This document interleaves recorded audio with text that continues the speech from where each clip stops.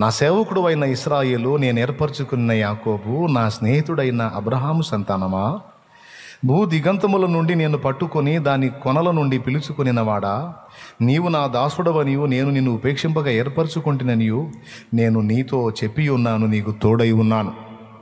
భయపడకము, నేను నీ దేవుడనై ఉన్నాను, దిగులు పడకము, నేను నిన్ను బలపరుతును అన్నాడు. ఇప్పుడు దేవుడు కృపతో మనల్ని పిలుచుకున్నాడు, ఏర్పరచుకున్నాడు, ఎరుగున్నాడు, అన్నీ చేశాడు, బాగుంది. నీతిమంతులుగా తీర్చాడు, ఆయన రక్తంతో కడిగాడు, పరిశుద్ధపరిచాడు, సూపర్, బాగుంది. కానీ ఇప్పుడు దేవుని మార్గంలోకి వచ్చి ఈ ఇరుకు మార్గ ప్రయాణంలో ఉంటుండగా ఎన్నో ఆటుపోట్లు, ఎదురు దెబ్బలు తగులుతున్నాయి. చాలా విషయాలు సాధించాలనుకుంటున్నాం, కానీ సాధించలేకపోతున్నాం. చాలా విషయాలు పొందగోరుతున్నాం, చూడగోరుతున్నాం, కానీ పొందలేకపోతున్నాం, చూడలేకపోతున్నాం. జాగ్రత్తగా వినండి. మనం దేవుని చేత ఏర్పరచబడ్డాం, ఆయన రక్తం చేత విమోచింపబడ్డాం, పరిశుద్ధపరచబడ్డాం, పరిశుద్ధులుగా ఉండుటకు పిలవబడ్డాం.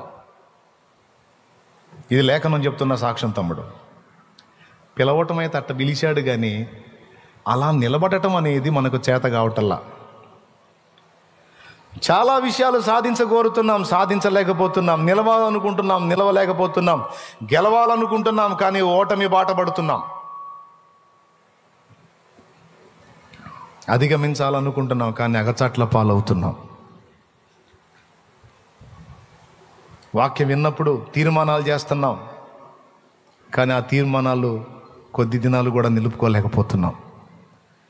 ప్రభు సెలవు లేక మాట ఇచ్చి నెరవేర్చగలవాడెవడు అన్నట్టు సన్నిధిలో చేసే తీర్మానాలు 4 రోజుల్లో పట్టపగలైపోతున్నాయి, నిలవట్ల. మరి ఎలా? పరలోక రాజ్యం మనం చేరడానికి మన క్రియలతో నిమిత్తం లేదు, మన విశ్వాసం మాత్రం చాలు అని 2 విధములైన కృపను గురించి మాట్లాడా. ఒక కృప అనర్హులకు అనుగ్రహించేది.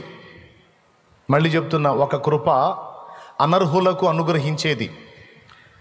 వాస్తవంగా పరలోక రాజ్యానికి మనం అర్హులమా, అనర్హులమా? అందరూ నోరు తెరిచి చెప్పండి, పెద్దగా చెప్పాలి. 2 విధములైన కృపను గురించి మాట్లాడుతున్నా. పరలోక రాజ్యానికి మనం అర్హులమా, అనర్హులమా? పెద్దగా చెప్పండి, నోరు తెరిచి. మీరు కూడా చెప్పండి. అనర్హులమే, డౌట్ లేదుగా. మరి అర్హత వచ్చింది ఇప్పుడు మనకి. ఎలా వచ్చింది? మన క్రియల వల్ల వచ్చిందా, ఆయన కృప వల్ల వచ్చిందా? ఎస్, కేవలం ఆయన యందు విశ్వాసం ఉంచుట ద్వారా కృప చేతనే మనం రక్షింపబడి ఉన్నాం. అది దేవుని వరమే కానీ మన క్రియల వలనైనది కాదు. సో ఒక కృపకి మన అర్హతతో నిమిత్తం లేదు, మన క్రియతో నిమిత్తం లేదు. అది ఉచితంగా ఇచ్చిన కృప, కేవలం విశ్వాసం ఉంచుట ద్వారా ఫ్రీగా దొరికిన కృప. అర్థమైందా? ఎరుగని రీతిగా నన్ను దర్శించే నీ కృప. ఒక కృప మన క్రియలతో నిమిత్తం లేకుండా ఉచితంగా లభించింది. ఆ కృప ఎంత గొప్పదంటే పని చెయ్యకయే మనల్ని నీతిమంతులుగా తీర్చింది. ఈ కృప చాలు మనం పరలోకం పోవటానికి. ఇదో కృప. ఇక 2వ కృప అర్హుల మీద చూపించే కృప. అర్హుల మీద చూపించే కృప అంటే ఆ కృప పొందడానికట మనకు అర్హత ఉండాలట.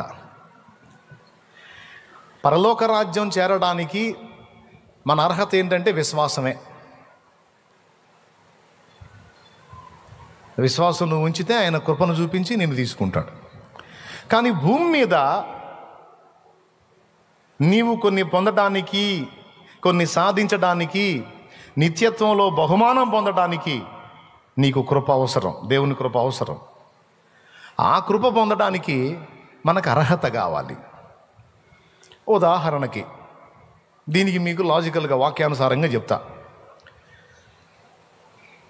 కృప అంటే అందరికీ సమానమేగా, పక్షపాతమేం లేదుగా. కృప అందరికీ ఈక్వల్గా ఇస్తాడు. మరి అట్లయితే ఆదికాండం 6వ అధ్యాయంలో నోవాహు గురించి దేవుడు మాట్లాడుతూ భూమి మీదున్న జనులందరిలో నీవే నా దృష్టికి కృప పొందిన వాడవు అన్నాడు. ఒక్కసారి చూడండి, ఆదికాండము 6వ అధ్యాయము 8వ వచనం. అది అయితే నోవాహు యెహోవా దృష్టి యందు కృప పొందిన వాడాయను. ఒక్కసారి నాకు చెప్పండి, నోవాహు దేవుని దృష్టికి కృప పొందిన వాడయ్యాడంట. ఇదేం కృప? కృప అంటే అందరికీ కదా. అంటే నోవాహు ఒక్కడే కృప పొందాడా? అంటే ఇక అప్పుడు ఉన్న భూమి మీద ఉన్న మనుషుల్లో ఎవడా కృప పొందలేదా అంటే పొందలేదు అని చెప్తుంది వాక్యం. అందరూ పొందితే స్పెషల్గా నోవహు దేవుని దృష్టికి కృప పొందినవాడు అనే మాట ఎందుకు రాసింది? నోవహు దినముల్లో ఉన్న జనులందరూ దేవుని దృష్టికి కృప పొందినవారు అని రాయాలి. నోవహు దినముల్లో ఉన్నవారందరూ దేవుని కృప పొందారు అనాలి. ఆ మాట చెప్పలా. నోవహు ఒక్కడే దేవుని దృష్టికి కృప పొందినవాడు అని రాసుంది. అంటే ఆ కృప ఇవ్వటానికి దేవుడు నోవహు ఒక్కడే అర్హుడిగా కనపడ్డాడట. అంటే మిగిలిన వాడు ఎవరికి కూడా అర్హత కనపడలా. ఎందుకు నోవహుకు అది దొరికింది అంటే, నోవహు మిగిలిన సమాజం లాగా ఉండకుండా ప్రత్యేకింపబడిన జీవితాన్ని జీవించాడు. టోటల్ ఫ్యామిలీతో సహా కలిపి తను లోకానికి వేరైన జీవితాన్ని జీవించాడు. అదే మనుషుల మధ్యలో ఉన్నాడు, వాళ్ళని పలకరిస్తున్నాడు, వాళ్ళు పలకరిస్తున్నారు, అంతా నడుస్తుంది, పని పాటలు అన్నీ నడుస్తున్నాయి. కానీ వాళ్ళ ప్రవర్తనకి, వాళ్ళ జీవిత విధానానికి, నోవహు ప్రవర్తనకి, నోవా జీవిత విధానానికి సంబంధం లేకుండా బతికాడు. దేవుని దృష్టికి ఇంపుగా, దేవుని దృష్టికి నచ్చాలి నేను అనే విధంగా జాగ్రత్తలు తీసుకొని బ్రతికాడు. ఈ బ్రతుకును బట్టి నోవహుకి ఆనాడున్న భూమి మీద జనులందరికీ దొరకని కృప నోవహుకు దొరికింది. ఆ కృప ఎంత పని చేసిందంటే, దేవుడు భూమిని జలములతో నిండించాలనుకున్నప్పుడు ఆ జలప్రళయములో నోవహు తన ఫ్యామిలీ నశించకుండా, మరి దేవుడి కృప నోవహు మీదకి వచ్చింది కనుక నోవహును జాగ్రత్త చేయడానికి దేవుడు ఒక ఓడను సిద్ధం చేయమనే సలహా నోవహుకి ఇచ్చాడు. ఆ కృపను బట్టి మిగిలిన వాళ్ళకు కూడా ఆ సలహా ఇవ్వచ్చుగా, లేదు, ఆ కృప పొందడానికి వాళ్ళకి అర్హత లేదు. ఎందుకంటే వాళ్ళు ఆయన మాటలను అలక్ష్యం చేశారు, పెడచెవిన పెట్టారు. నోవహు అయితే ఆ మాటకు లోబడ్డాడు, ఆ కృప పొందాడు. అందుకే మొత్తం ఉన్న జనమంతా జలప్రళయం నశిస్తే నోవహు తన ఇంటి వారితో సహా కాపాడబడ్డాడు. చాలా వందనాలు. ఇకపోతే సౌలు దావీదుల దగ్గర కూడా మనకి ఇది కనపడిద్ది. ఇశ్రాయేలుకు మొదటి రాజు ఎవరు? వెంకట్రావా? ఎవరు? సౌలా? సరే, ఇశ్రాయేలుకు మొదటి రాజు సౌలు. దేవుడు అనుకున్నాడు, సౌలు కాస్త పర్లేదు, సౌలు తర్వాత వాళ్ళ అబ్బాయిని, వాళ్ళ అబ్బాయి తర్వాత వాళ్ళ అబ్బాయిని, వాళ్ళ అబ్బాయి తర్వాత వాళ్ళ అబ్బాయిని, వాళ్ళ అబ్బాయి తర్వాత వాళ్ళ అబ్బాయిని, ఏంటి ఇశ్రాయేలు జనాంగానికి ఎల్లప్పుడూ సౌలు కుటుంబీకుల్నే రాజులుగా చేయాలి అనుకున్నట్ట. ఎవరు? దేవుడు రాజుల రాజు అనుకున్నాడు. కానీ ఏం చేద్దాం, తిరుగుబాటు చేసి పిచ్చి వేషాలు వేసి పదే పదే దేవుణ్ణి అభ్యంతరపరిచి దైవజనుణ్ణి తృణీకరించి, ఎవరినే? దేవుణ్ణి దైవజనుణ్ణి కూడా తృణీకరించి నిర్లక్ష్యంగా వ్యవహరించి ఆ శాశ్వత కృప పోగొట్టుకున్నాడు. నిత్య జీవానికైనా కృప పోలా, కానీ రాజులుగా ఉంచడానికి నిర్ణయించిన కృప పోగొట్టుకున్నాడట. ఎవరైనా?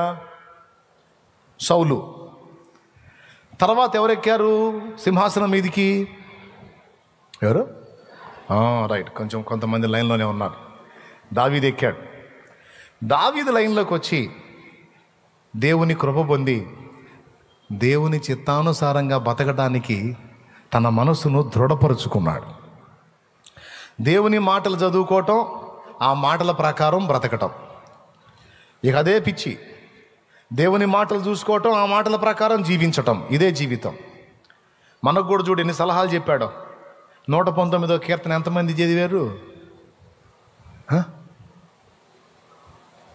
119వ కీర్తన అండి, ఎంతమంది చదివారు? చేతులు ఎత్తండి. కేవలం వాక్యాన్ని గురించి ఆ కీర్తన మొత్తం ఉంటుంది.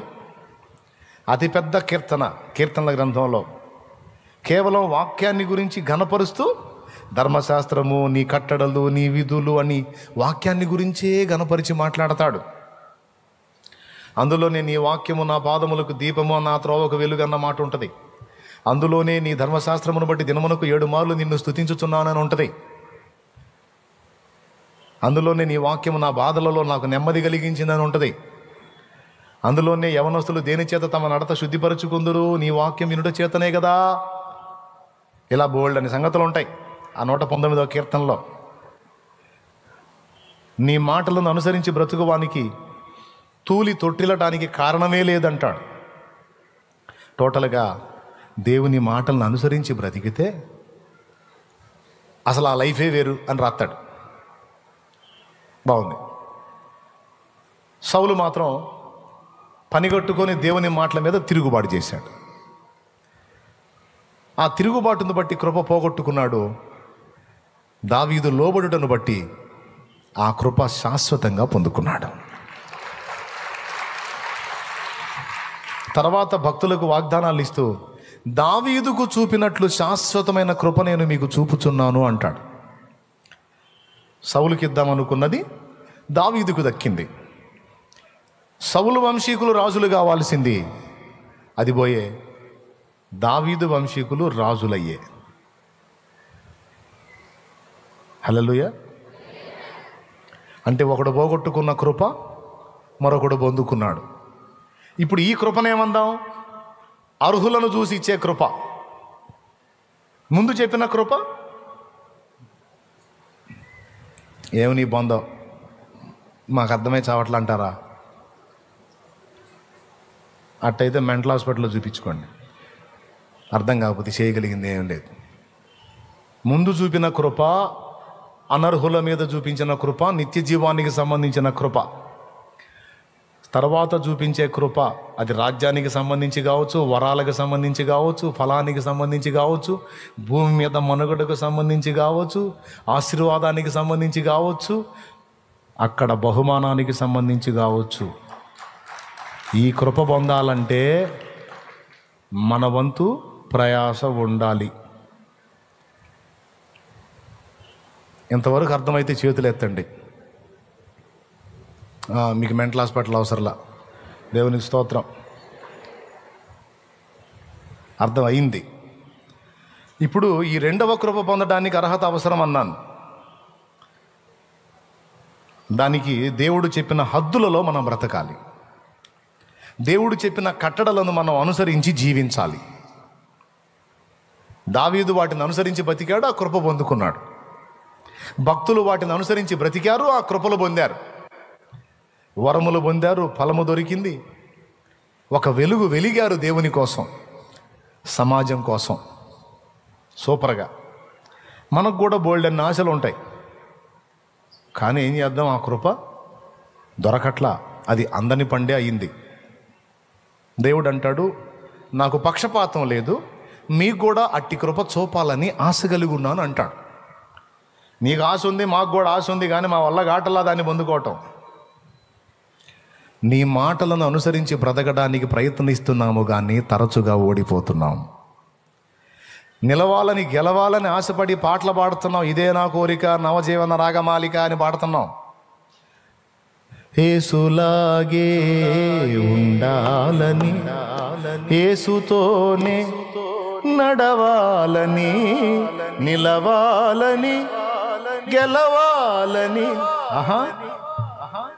మరి జరుగుతున్నాయా? జరుగుతున్నాయా?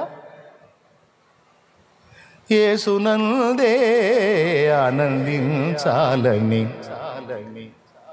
సెల్ ఫోన్ లైన్లోకి వచ్చిన తర్వాత సెల్ ఫోన్ వచ్చిన దెబ్బకి యేసుపోయాడు. సెల్లునందే ఆనందించుచుంటిని, ఇదేనా? మీరు పాడరు, నాకు తెలుసు, మీ బ్రెయిన్లు బాగా పనిచేస్తున్నాయి. అమ్మ బాబాయ్ ఎంత చురుకైపోయారండి మీరు. అబద్ధాలు ఆడుకుని చెప్పండి, నిజమా కాదా? ఎఫెక్ట్ అవుతుందా లేదు? అంతకుముందు కాస్త ఖాళీ దొరికితే ఏదన్నా వాక్యం చదువుకుందాం, పుస్తకం చదువుకుందాం, బైబిల్ చదువుకుందాం, పరిశుద్ధులతో కలుద్దాం, మాట్లాడదు కదా. ఇప్పుడుందా ఆ పరిస్థితి? పాస్టర్లకే లేదు, ఈ విశ్వాసులకి ఏడ తగలబడిద్ది? ఎవరి జేబులో వాళ్ళకుంది వస్తువు. ఏ కొంచెం ఖాళీ దొరికిన దీయటం, హల్లెలూయా స్తోత్రం తండ్రి వందనాలు యేసయ్యా హల్లెలూయా. ఏది ఇది చూస్తా, అదిగో అద్దిరా ఇప్పుడు మేలుకున్నాడు మావాడు. వెంటనే ఒకటితో ఒకటే సంబంధం లేదు, మొత్తం ఒకటే ఫ్యామిలీ కలిసి ఒక దగ్గరే కూర్చున్నారు. ఎవడిని పలకరించుకోవట్లే. తల్లి కోసెళ్ళు, తండ్రి కోసెళ్ళు, ఇద్దరు పిల్లలకి 2 సెల్లులు. ఒకే కప్పు కింద ఉంటున్నారు, ఒకరికొకరికి సంబంధాలు లేవు. చాలా వరకు సంబంధ బాంధవ్యాలను కూడా ఎఫెక్ట్ చేసింది అది. ఏం చేద్దాం, అన్ని ఆకర్షణలోకి నేత్రాశ ఎక్కువ. ఇది పెద్ద ఆకర్షణ, అందులో అది ఉంది. ఇప్పుడు యేసులాగే ఉండాలని, యేసుతోనే నడవాలని, నిలవాలని, గెలవాలని, నిలవాలని, గెలవాలని, యేసునందే ఆనందించాలని, యేసునందే ఆనందించాలని, ఇదే నా కోరిక, నవజీవన రాగమాలిక, ఇదే నా కోరిక, నవజీవన రాగమాలిక,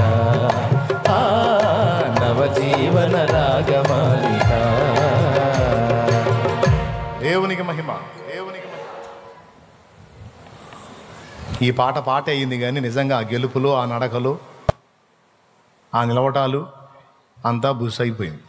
యథార్థం ఒప్పుకుందాం.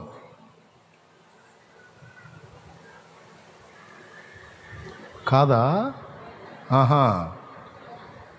ఇక్కడ మేమే చేతులు ఎత్తుతున్నాం, మళ్ళీ మీరేమో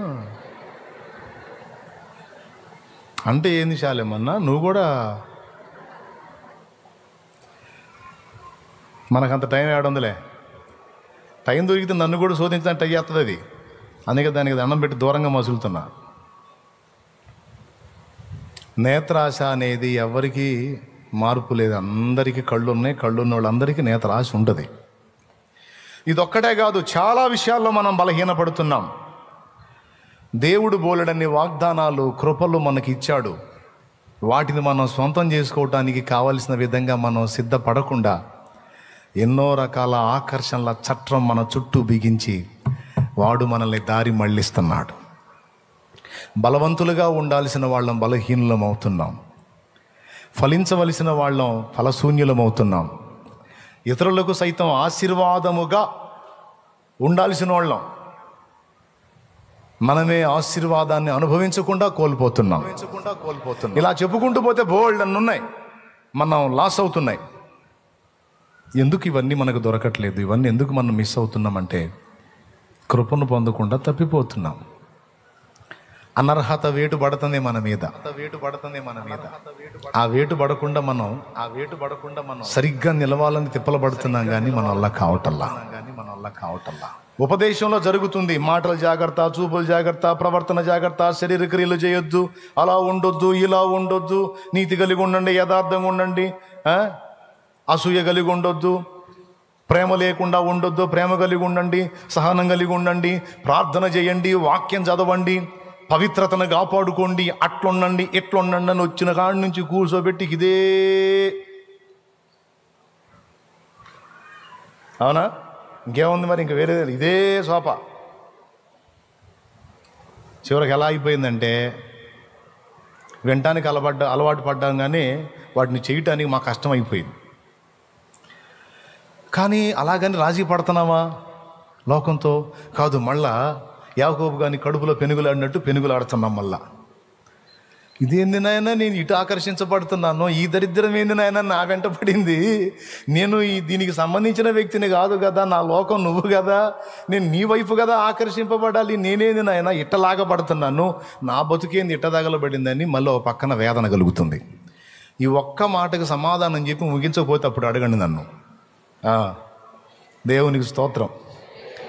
చెప్తే మీకు కొంచెం ఆనందం కలిగిద్ది, మీరు లైన్లోకి వస్తారు. అందుకని తెలుసుకోవాలని ఉందా? ఇప్పుడు సమస్య అర్థమైంది కదా క్లియర్గా? మా చేతులు ఎత్తట్లు అర్థం కాలేదా? రైట్, అర్థమైందా? రైట్, సమస్య అర్థమైంది. కానీ గెలవలేకపోతున్నాం. సహించాలి అని వాక్యంలో చదువుకుంటున్నాం, మనం చదువుతున్నాం. చర్చికి వస్తే అయ్యగారు కూడా అదే చెబుతున్నాడు, ఆత్రపడి కోప్పడవద్దు, సహనం ఉండాలి మనకని. ఇంటికి పోతే ఆవేశం ఆగట్లా. ఒక మాట 2 మాటలు తట్టుకుంటున్నాం, కానీ 3వ మాటకి ఏంది అంటున్నాం. కనీసం 10 మాటలకు ఒక మాట అన్నా ఎదురేస్తున్నాం, ఆగట్లా. మళ్ళీ చర్చికి వచ్చినా వాక్యం చదివినా కోపపడువాడు దేవుని నీతిని నెరవేర్చడు, ఆత్రపడి కోపపడవద్దని వచనాలు తగులుతుంటే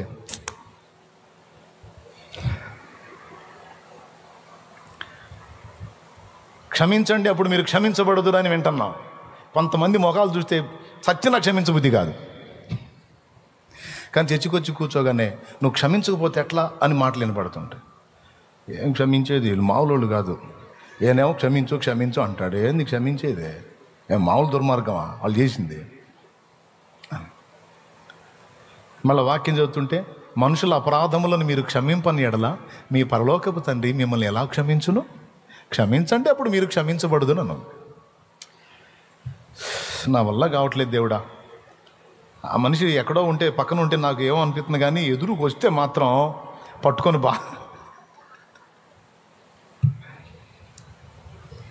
ఇట్లా చాలా విషయాల్లో మన బలహీనతలు మనకు తెలుసు, అవునా? కానీ ఆశేమో దేవుడు చెప్పినట్లే చేయాలని, కానీ జీవితమేమో అలా సాధ్యపడట్లా. దీనికి పరిష్కారం ఏంటి అంటే ఒక్కటే ఒక పరిష్కారం. కృప పొందటానికి అర్హురాలివిగా నువ్వు ఉండునట్లు జీవించాలి, అర్హత పొందినట్లు నువ్వు జీవించాలి అని నిన్ను నన్ను పిలిచిన దేవుడే ఆ కృప పొందటానికి తగిన అర్హత పొందినట్లు కావలసిన జీవితానికి బలాన్ని కూడా ఆయనే ఇవ్వాలి అనేది నేను తెలుసుకున్న సత్యం. ఒంటిగా తిప్పలబడి పోరాడి నిలవలేక గెలవలేక అలసి సొలసి సొమ్మసిల్లే.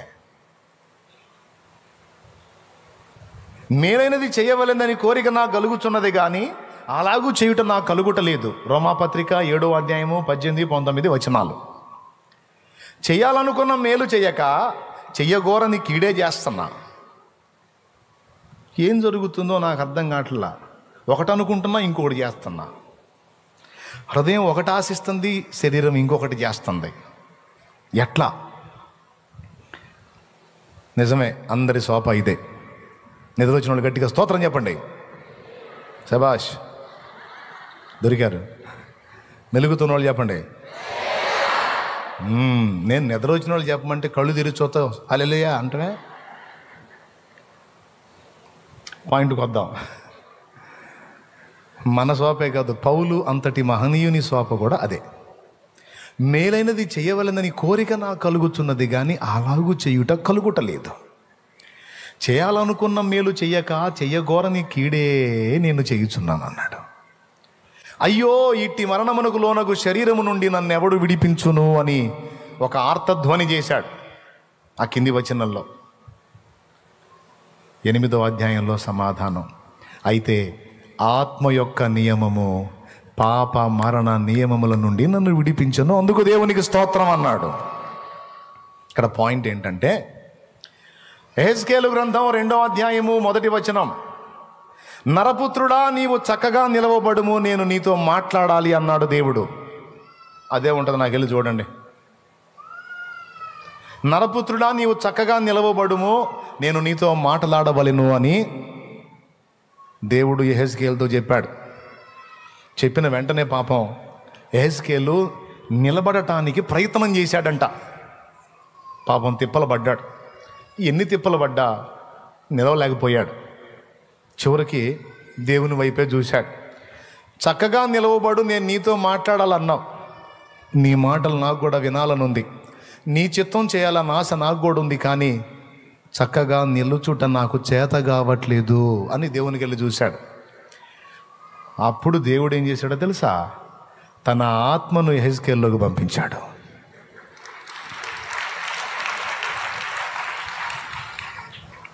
చూడండి, ఆయన నాతో మాట్లాడినప్పుడు ఆత్మ నాలోనికి వచ్చి నన్ను నిలబెట్టెను అన్నాడు. ఆత్మ నీలోనికి వచ్చి నిలబెట్టకపోతే నువ్వు నిలబడలేవా? ఆత్మ నీలోనికి రావటం ఏంది? ఆత్మ లేకపోతే నువ్వు నిలబడవా? నిలవలేవా? నిలవలేననే కదా అర్థం. ఇప్పుడు చెప్పండి, భూమి మీద కొన్ని సాధించడానికి దేవుని కృప మనకు అవసరం.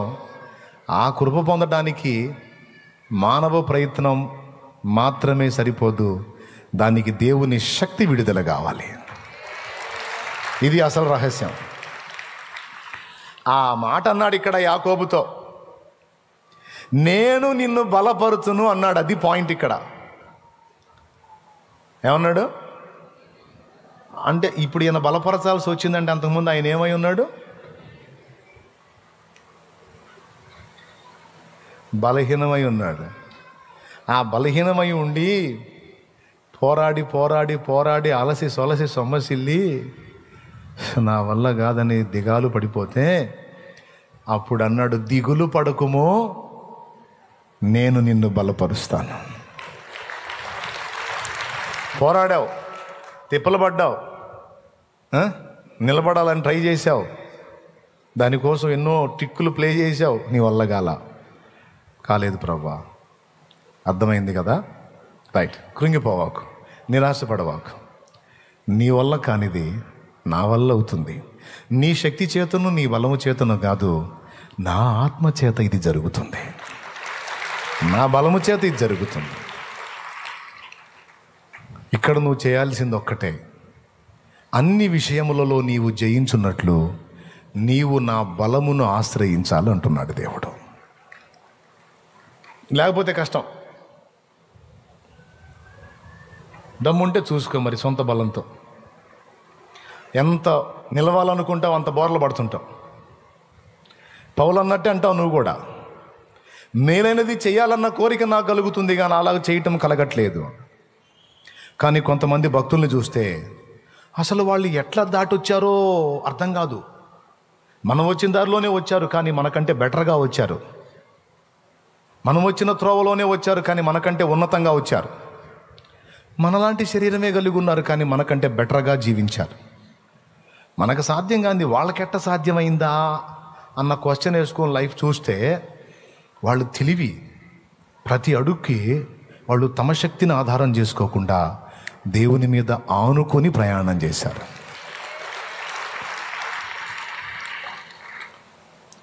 ప్రార్థన చేయాలి మనం అని నేను ప్రసంగం చేస్తా. మీరు కూడా అవును ప్రార్థన చేయాలి మనం అనుకుంటారు. ఇంటికి పోయి ఎవరు చేయరు. శుభ్రంగా అంత తిని చికెనో బిర్యానో మటనో తిని గొరకబెట్టి నిద్రపోతారు. అవునా? ప్రార్థన చేయాలని నేను అన్నాను, ప్రార్థన చేయాలి నిజమే అని మీరు అన్నారు. మొత్తానికి ఎవరు మీరు చేయలే, నేను చేయలే. మరి ఇప్పుడు చేసేది ఎవరు? తీర్మానాలు కూడా అయిపోయేటప్పుడు ఆశీర్వాద ప్రార్థనప్పుడు కూడా, అవును ప్రభువా నీ దాసుడు చెప్పినట్టు నాయన ఇక నుంచి నేను ప్రార్థన చేయాలి ప్రభా, యేసు నామములో ప్రభా స్తోత్రం చేస్తాను ప్రభా. ఇంటికి పోగానే చుట్టాలు వచ్చి కూర్చుంటారు. బాగుంటావా నీకోసమే అని కూర్చుంటారు. పోయి నీ ప్రార్థన ఉన్న దేవుడిది ఇక వాళ్ళతో వాగి వాగి వాగి వాగి వాళ్ళకన్నీ పెట్టి మర్యాదలు చేసి వాళ్ళు పోయినాక పోయి ఆ బెడ్ మీద పడి అమ్మయ్య ఇప్పుడు ఎట్ట చేయాలా? ప్రార్థన చేయకపోతేనేమో మనకి కార్యాలు జరగవు. ప్రార్థన చేయాలా. చిత్రం ఏంటంటే ప్రార్థన చేస్తే కార్యాలు జరుగుతాయి. ఆ ప్రార్థన జీవితం నువ్వు కలిగి ఉండాలన్నా దేవుని బలం నీలో ఉండాల. దేవుని శక్తి నిన్ను ఆవరించాలా. దేవుని శక్తే నిన్ను ప్రార్థన గదికి నడిపించాలా.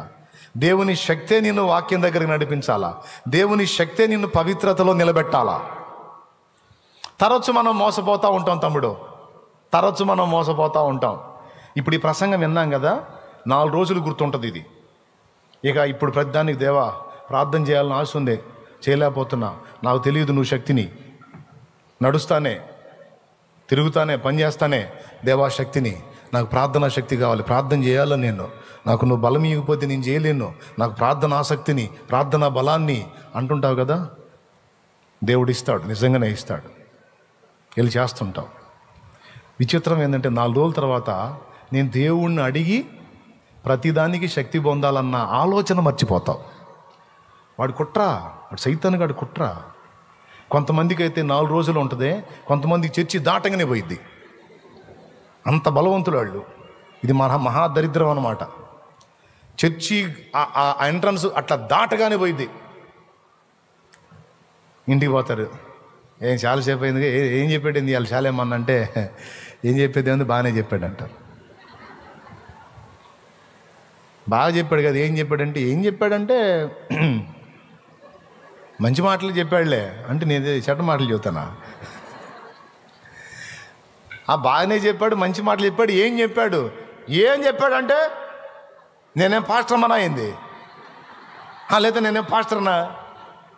పోయాను వచ్చాను, ఏదో ఆయన 4 ముక్కలు చెప్పాడు, ఏదో విన్నాము, 4 ఏదో 1 గుర్తున్నాయి, అవి ఇప్పుడు నువ్వు అడిగితే వస్తాయి. అయింది బ్యాంకులో వేసాడు, ఎందుకు వస్తాయి ఇప్పుడు రావు. మరి గడప దాటగానే మర్చిపోతారండి. ఇది దరిద్రం. కొంతమంది మీకు దండం పెడతా, ఇది మర్చిపోవాకండి.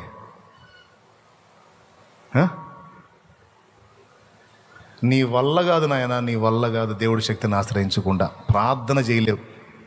నువ్వు ప్రార్థన చేయాలన్నా ప్రార్థన చేయటానికి దేవునికి ప్రార్థనే చేయాల, బలమీమని.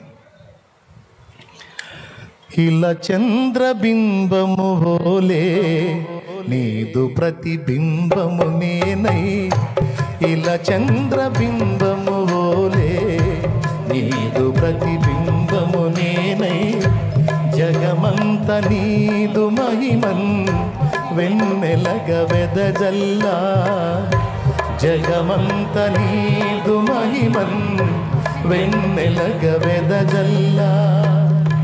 బలవంతుడైన దేవా బలమీయుమయ్యా, బలవంతుడైన దేవా బలమీయుమయ్యా, వెలుగైన దేవ నన్ను వెలిగించుమయ్యా, వెలుగైన దేవ నన్ను వెలిగించుమయ్యా. ఓ నీతి సూర్యుడా నా జీవనాదుడా, ఓ నీతి సూర్యుడా నా జీవనాదుడా, నాలో వసించుమా నా పాలి దైవమా, నాలో వసించుమా నా పాలి దైవమా. ఓ నీతి సూర్యుడా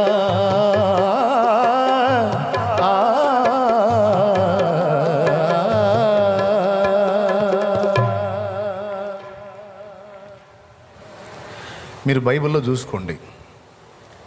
లోకాన్ని పాపాన్ని ఎదిరించి దేవుని కొరకు చక్కగా నిలవబడిన ప్రవక్తలు కానీ, భక్తులు కానీ, అపోస్తలులు కానీ, సువార్థికులు కానీ, వాళ్ళు ఎలా నిలబడ్డారు?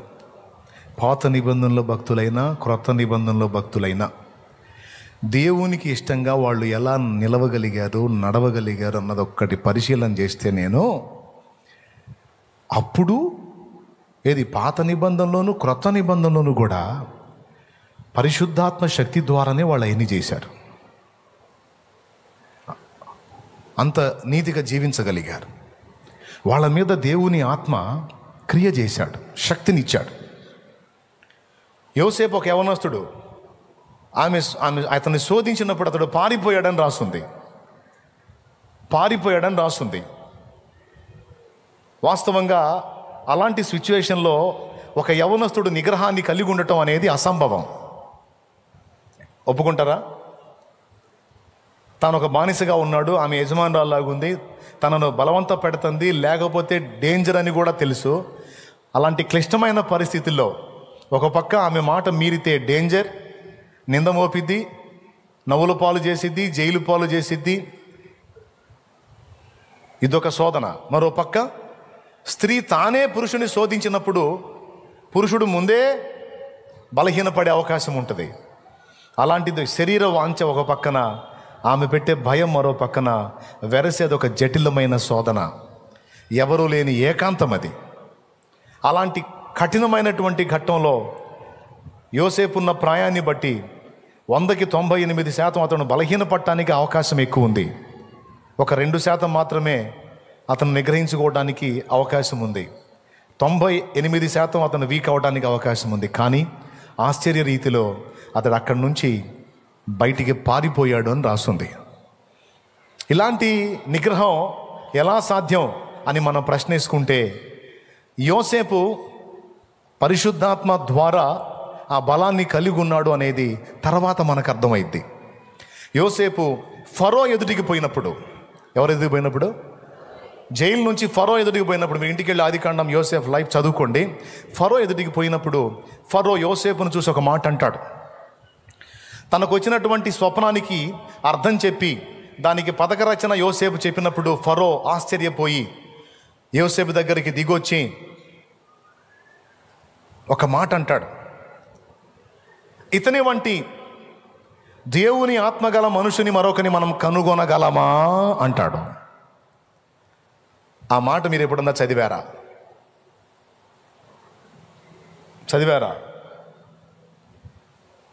ఎప్పుడన్నా చదివారా మీరు?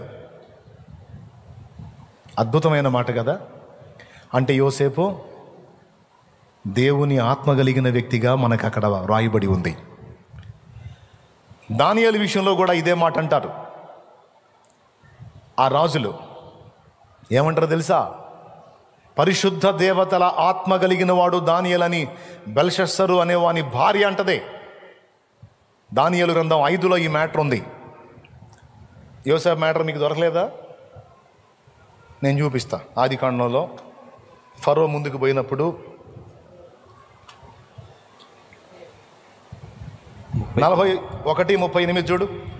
ఆ మాట ఫరో దృష్టికిని అతని సమస్త సేవకుల దృష్టికిని యుక్తమై ఉండెను గనుక అతడు తన సేవకులను చూచి ఇతని వలె దేవుని ఆత్మగల మనుషుణ్ణి కనుగొనగలమా అని అనెను. అదుగో, అంటే అక్కడ తప్పించుకోవటానికి, చెరసాలను సైతం సహించడానికి, అన్ని ఆటుపోట్లలో విశ్వాసాన్ని, భక్తిని, నీతిని, పవిత్రతను కాపాడుకోవటానికి యోసేపుకు లేదంత, సొంతంగా లేదంత శక్తి. కానీ యోసేపుకు దేవుడు తన ఆత్మ ద్వారా బలాన్ని ఇచ్చాడండి. కొడితే గట్టి కొట్టడం లేదా సర్దుకోండి, ఇబ్బంది ఏం లేదు, నేనే ఫీల్ కాదు.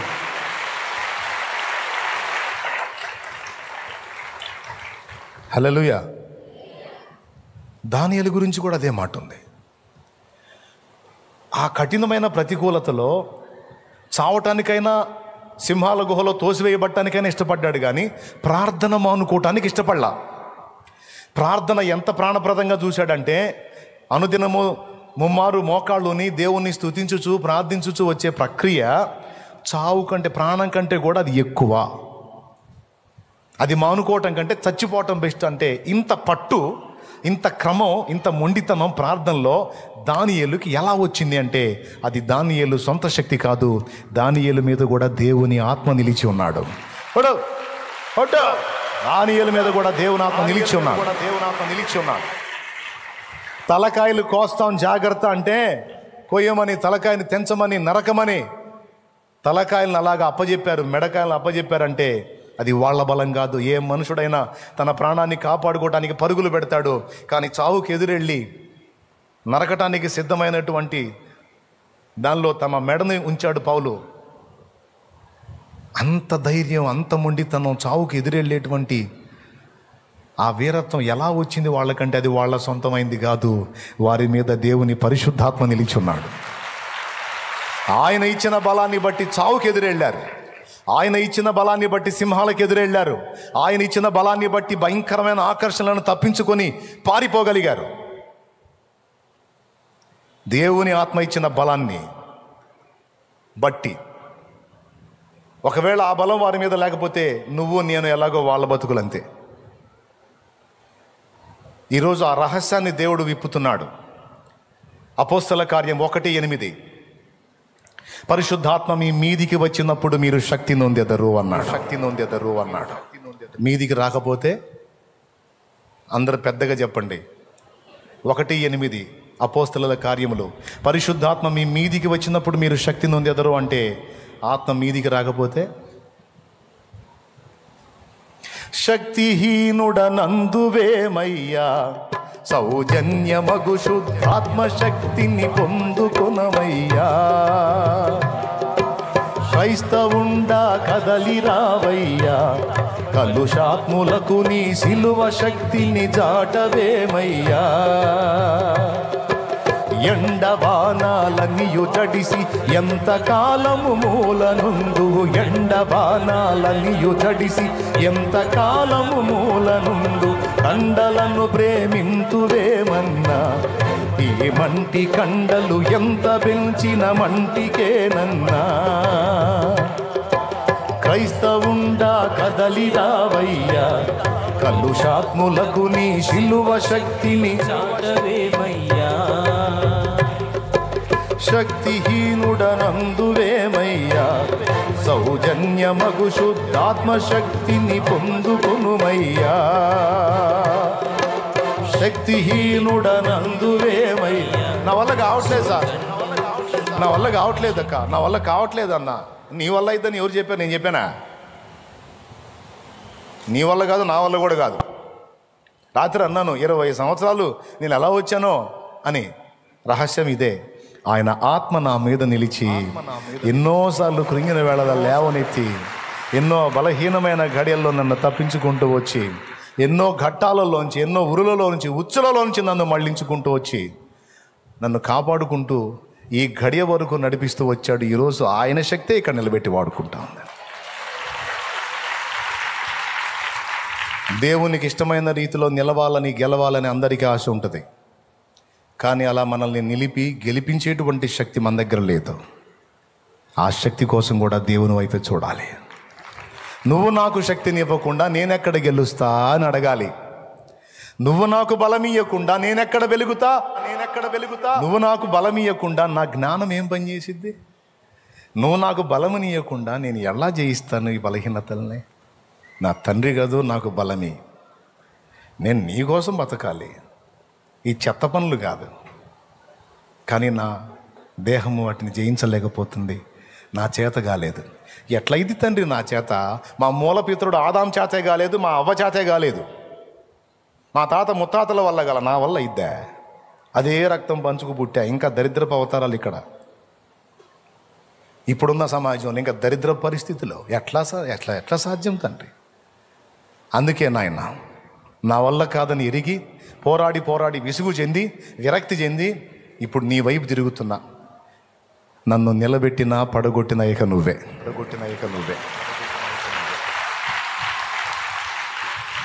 Finishing touch. చివరిలో ఒక మాట అంటాను నేను. ప్రభు చేతికి జీవితాన్ని అప్పగించి ప్రభు మీద ఆధారపడి ఆయన మార్గంలో మనం ప్రయాణం చేస్తే తప్ప మనంతటా మనం సాధించలేం అన్నది మీలో ఎంతమందికి అర్థమైంది? నిజంగా అర్థమైందా? అర్థం కాకపోయినా చేతులు ఎత్తున్నారు, ఇంక అయిపోయిద్దని. రైట్, అర్థం అయ్యేటట్టు చెప్పానని నా నమ్మకం. ఒక మాట, యేసు ప్రభు ఆ రాత్రి సిలువకు అప్పగించబడబోతున్నాడు. తన దగ్గర ఉన్న వాళ్ళతో అన్నాడు, మీలో ఒకడు నన్ను అప్పగిస్తాడు అన్నాడు. తర్వాత వాడు వెళ్ళిపోయిన తర్వాత మిగిలిన వాళ్ళు మాట్లాడుకుంటా ఉంటే సీమోన్ పేతురు అంటాడు, సీమోన్ పేతురు మిగిలిన వాళ్ళందరూ ఉన్నప్పుడు ప్రభు అంటాడు, కాపరిని కొట్టుదునో గొర్రెలు చెల్లా చెదురైపోవును అని రాయబడింది. దాని ప్రకారం ఈ రాత్రి జరిగిద్ది అంటాడు. ఎవరి మాట అంది? సాక్షాత్తు యేసు ప్రభు.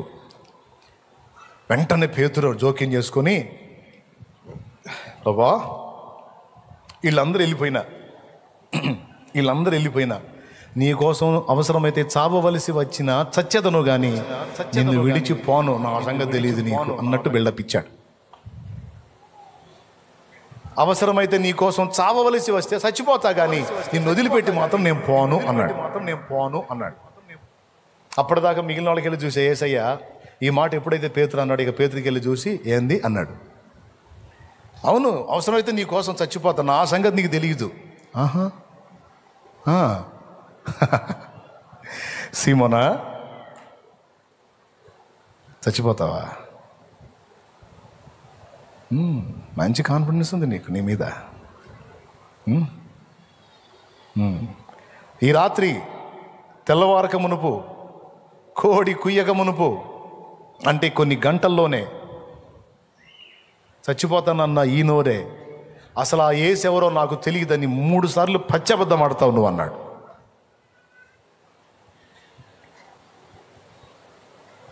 మనం తీర్మానాలు చేసిన ప్రతిసారి ఇదే ఎదురొస్తుంది మనకి. లాభం లేదు, ఎట్లయినా కానీ ఇక నుంచి దేవుని కోసం నిలబడాలి అనుకున్నప్పుడు ఆయన నవ్వుకొని నిలబడతావా? ఈరోజు సాయంత్రమే బోర్లు పడతా ఉంటాడు ఆయన. ఎట్లనన్నా కానీ గట్టిగా నిలబడాలంటే, అవునా రేపు సాయంత్రమే నువ్వు పడతావు. నువ్వు ఎప్పుడైతే నీ సొంత శక్తి మీద, సొంత జ్ఞానం మీద, సొంత బుద్ధి మీద, సొంత బలం మీద డిపెండ్ అయి నిలదొక్కడానికి ప్రయత్నిస్తావో కొన్ని గంటల్లోనే నువ్వు పడిపోతావు. ప్రియులారా, ఇది మీరు నేను మనం ఎవ్వరు మర్చిపోకూడదు. లైవ్లో వీక్షించే వాళ్ళు సహా మర్చిపోవద్దు. మన చేత కాదు. ఒక్క మాట అనేది ఉండే పేతురు, రేపు వెళ్ళి నాకు చెప్దాం. అంత ఆవేశమైందా నీకు? శుభ్రంగా ఇలా అంటే బాగుండేది కదా అంటే, నువ్వు లేవురా అప్పుడు, లేకపోతే నీ సలహా తీసుకునేవాడిని అంటాడు. దేవునికి స్తోత్రం. ఏమనేది ఉండే అంటే, ప్రభువా వీళ్ళందరూ ఒకవేళ పారిపోయినా నీ దయ ఉంటే, నువ్వు కృపనిస్తే, నువ్వు శక్తినిస్తే నీ కోసం నేను నిలబడాలనుకుంటున్నా దేవా అన్నట్టయితే ఇక అక్కడ రివర్స్ మాట ఉండేది కాదు యేసయ్య దగ్గర నుంచి. సరే పో అనేవాడు. అట్లా ప్రభువా వేస్ట్ కాళ్ళు వీళ్ళు మొత్తం పోయినా సరే నేను నమ్మకస్తుని తండ్రి, నీకోసం ప్రాణం ఇస్తా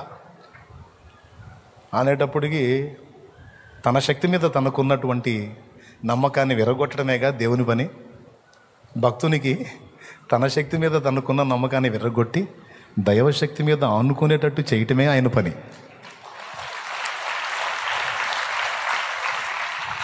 కానీ ఏం చేద్దాం, ఇప్పుడు చెప్పుకున్నాం కదా, తరచుగా మర్చిపోతూ ఉంటాం. ఈ పాయింట్ని మర్చిపోయి మళ్ళీ సొంతంగా ట్రై చేస్తుంటాం. అంత మెంటలోళ్ళ వ్యవహారంగా ఉంటుంది. అర్థమైందా? ఎట్లా మెంటలోళ్ళ వ్యవహారంగా ఉంటుంది. చేసిందే మళ్ళీ మళ్ళీ చేస్తుంటారు. చూసావా మెంటలోళ్ళు? ఒకసారి మా బ్రదర్ ఒకడు మెంటల్ హాస్పిటల్కి వెళ్ళాడంట. మెంటల్ హాస్పిటల్కి వెళ్తే ఒక ఆయన మంచిగా టక్కు టై కట్టి అఫీషియల్గా రెడీ వస్తూ ఉన్నాడు. డాక్టర్ గారు కావాలని మనం పక్క వదిలేడు. పక్క హడావుడిగా వస్తూ ఉంటే ఆ వ్యక్తి డాక్టరే అనుకుని పక్క వదిలేడు. హడావుడిగా బయటికి వెళ్ళాడంట. బయటికి వెళ్ళి టైం చూడటం,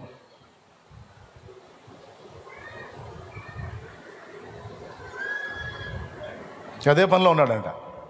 అప్పుడు అర్థమైంది, హో తేడా పడ్డాడు. ఇంకొకడు గోడకి చెవిని ఆనిచ్చి చాలా సీరియస్గా వింటా అంట. చాలాసేపటి నుంచి వింటున్నా అంట. డాక్టర్ గారు వచ్చారంట. ఏ వినపడుతుందిరా ఆ పక్కన అంతసేపు వింటున్నావు అని ఆయన కూడా చెవి పెట్టి కాసేపు విని, ఏం వినపడట్లేదు కదరా, ఏం వింటున్నావు అంటే, నాకు కూడా ఏం వినపడట్లేదు, ఏమైనా వినపడిద్దేమో వింటున్నా అన్నాడట. సరే నువ్వు పిచ్చోడు అన్న సంగతి మర్చిపోయారా? నేను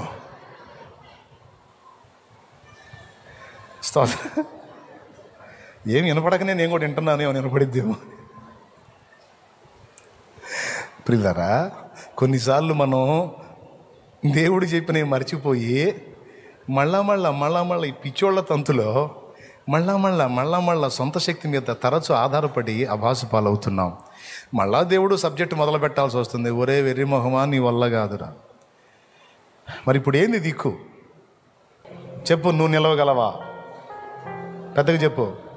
ఏమని చెబుతావు? నా వల్ల కాదు. చేతిలో పోయి ఏం చేద్దా? అయిద్దా కాదా? నువ్వు గెలవగలవా? నీకు శక్తి గలదా? నువ్వు సాధించగలవా? నువ్వు కాపాడుకోగలవా? మరి ఎట్లా? ఆయన శక్తే కావాలి నీకు,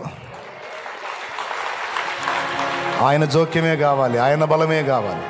నీకు తెలుసా, తన స్వీయ బలం మీద ఆధారపడి నీకోసం అవసరమైతే చావవలసి వస్తే చస్తాను కానీ నిన్నెరగనని మాత్రం నేను అనను అన్న పేతురు కొన్ని గంటల్లోనే అబద్ధం ఆడేశాడు, ఒక ఆడపిల్లకు భయపడి.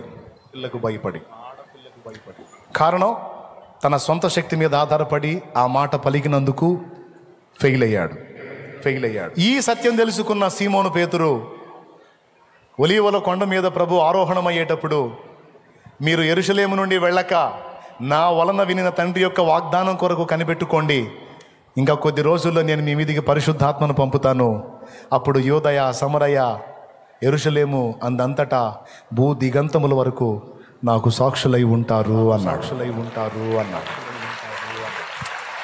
కొన్ని గంటలలో సాక్ష్యాన్ని నిలుపుకోలేక ఫెయిల్ అయినటువంటి సీమోను పేతురు దేవుని శక్తితో నింపబడ్డాక, దేవుని బలంతో నింపబడ్డాక వేలాది మంది జనం ముందు నిలబడి మీరు సిలువ వేసినటువంటి యేసే క్రీస్తు, ఆయనే రక్షకుడు, దేవుడు ఆయనను అలా నియమించాడు, ఆయన యందు విశ్వాసం ఉంచితే నిత్య జీవం, తృణీకరిస్తే మీ నాశనానికి మీరే ఉత్తరవాదులని వార్నింగ్ ఇస్తే 3,000 మంది వచ్చి బాప్తీసం పొందారు. తన శక్తి మీద ఆధారపడి మాట్లాడినప్పుడేమో ఫెయిల్ అయ్యాడు. దేవుని పాదాల దగ్గర కనిపెట్టుకొని పరిశుద్ధాత్మ శక్తి పొందుకొని నిలబడ్డ తర్వాత ఎదుటి వాళ్ళని గెలవగలిగాడు. మీరందరూ కూడా గుర్తించండి, భూ సంబంధమైన విషయాల్లో అయినా ఆత్మ సంబంధమైన విషయాల్లోనైనా మన రాణింపు పరిశుద్ధాత్మ చేతిలో ఉంది, ఆయన ఇచ్చే శక్తిలో ఉంది. కాబట్టి దేవుని పాదాలు పడదాం, దేవుని ఆశ్రయిద్దాం, ఆయన మీదే ఆనుకుందాం. సొంతంగా మనం ఓవర్ కాన్ఫిడెన్స్తో వెళ్ళొద్దు, దేవుని శక్తిని అడుగుదాం. ఏ పనికి వెళ్ళేటప్పుడైనా మనుషులతో మాట్లాడటం నాకు చేత కాదు, ఆ జ్ఞానం నువ్వు ఇవ్వమని అడుగుదాం. కొన్ని సమస్యలలో ఎలా వాటిని డీల్ చేయాలో నాకు అర్థం కావట్లేదు, నాకు అంత తెలివి లేదు, దేవా నాకు ఐడియా దయచేయమని మోకాళ్ళ మీదకి వెళ్ళి దేవుని పాదాలు పట్టుకుందాం. పవిత్ర జీవితం కొరకు ఆశ ఉంది, కానీ అపవిత్రతల వైపున అడుగులు పడుతున్నాయి. నేను అపవిత్రతను ఎదిరించి పవిత్రతతో నిలుచున్నట్లు నాకు బలం ఇమ్మని దేవుడిని ఆశ్రయిద్దాం. అప్పుడు యోసేపును తప్పించినట్టు, దానియేలును కాపాడినట్టు నిన్ను నన్ను మనల్ని కాపాడగలడు ఆయన. ఆయన మీద ఆనుకున్నంత వరకు మనకు డోకా లేదు, కానీ ఆయన పక్కన పెట్టి సొంతంగా ట్రై చేస్తాం చూడు, అప్పుడు మనకు ఎదురైద్ది అవమానం. సేవకులైన, విశ్వాసులైన, పరిచారకులైన మీ అందరికీ లైఫ్ లాంగ్ ఉపయోగపడేటువంటి ఒక కీలకమైన సందేశం ఇది. బలము తనదని దేవుడు ఒక మారు నాకు సెలవిచ్చెను, అది నాకు 2 మారులు వినబడిను అన్నాడు. అంటే అర్థం ఏంటి? దేవుడు బిగ్గరగా చెప్పాడని అర్థం. దేవుడు చిన్నగా చెప్పాడు అనుకో, ఇగో బలం నాది అన్నాడు అనుకో, 2 సార్లు వినపడిద్దా? ఇదిగో బలం నాది అన్నాడు అనుకో, 2 సార్లు వినపడిద్దా? నా దాసుడా బలము నాది, అది ఆ ఫోర్స్లో మాట్లాడితే, ఒక్కసారి చెబితే నాకు 2 అంటే అంత గద్దించి చెప్పాడు అన్నమాట. పిచ్చి ఆలోచన చేయొద్దు, నీ వల్ల కాదు, బలం నేనిస్తా, నువ్వు జయించడానికి బలం నేనిస్తా, నువ్వు స్థిరపడటానికి బలం నాది, నువ్వు గెలవటానికి బలం నాది, నువ్వు నిలవటానికి బలం నాది, నువ్వు స్వస్థత పొందడానికి బలము నాది, నువ్వు సాధించడానికి బలము నాది, నువ్వు పవిత్రతతో నిలబడటానికి బలము నాది, నువ్వు శత్రువుని ఎదిరించి నిలదొక్కటానికి బలము నాది. ఏ పరిస్థితుల్లోనైనా సరే నీ బలమును నీ స్వబుద్ధిని నువ్వు ఆధారం చేసుకోవద్దు, దెబ్బతింటావు. అన్ని సంగతుల కొరకు నా వైపు చూడటం నేర్చుకో, నన్ను ఆశ్రయించటం నేర్చుకో, నా బలాన్ని నా శక్తిని అడగటం నేర్చుకో. దిగులు పడకో, నేను నీకు తోడై ఉన్నాను, నేను నిన్ను బలపరుతున్నాను. ఆయన మాట్లాడుతున్నాడు. నిలవలేకపోతున్నాను, అయ్యో దేవా అని కృంగిపోవద్దు, నిరాశపడద్దు. నేను నిలబెడతా. నిన్ను ఎందుకు పిలిచానో, ఎందుకు ఏర్పరచుకున్నానో ఈరోజు జనాలకు అర్థం కాదు. ఒక రోజుకు వాళ్ళకి అర్థమయ్యేటట్టు నేను చేస్తా. నీ జీవితాన్ని సార్థకం నేను చేస్తా. నన్ను ఆశ్రయించు అనే పాఠాన్ని దేవుడు ఈవేళ మనకు అందించాడు. పరిశుద్ధాత్మ ఈ సంగతులు మన అంతరంగంలో ముద్రించునుగాక.